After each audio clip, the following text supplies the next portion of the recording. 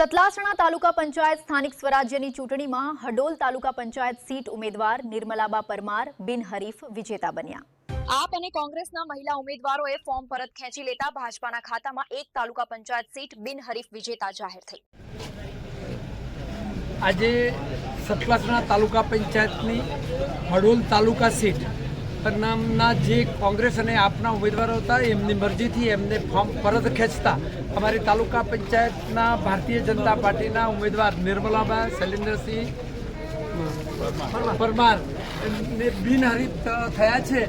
અને આ પ્રસંગે જે અમારા ભારતીય જનતા પાર્ટીના તમામ હોદ્દેદાર મિત્રો અને સામે અમારા તમામ નાગરિકોએ જે નિર્મલાબા માટે હમદર્દી બતાવી છે, તો મેં કોંગ્રેસ અને આપના કાર્યકર્તાઓનું પણ હું આ પ્રસંગે અભિનંદન પાઠવું છું। અને મારા ભારતીય જનતા પાર્ટીના જે હોદ્દેદાર મિત્રોએ મહેનત કરી છે, પરિશ્રમ કરી છે અને એમના અથાગ પ્રયાસથી જે આજે અમારી હડોલ તાલુકા પંચાયત સીટ બિનહરીફ થઈ છે, તો હું સૌને અભિનંદન પાઠવું છું। અને આગામી સમયમાં 26મી તારીખે અમારી આ તાલુકા પંચાયતમાં 15 સીટ અમે જ્વલંત વિજય સાથે જીતીશું એવો આત્મવિશ્વાસ વ્યક્ત કરું છું।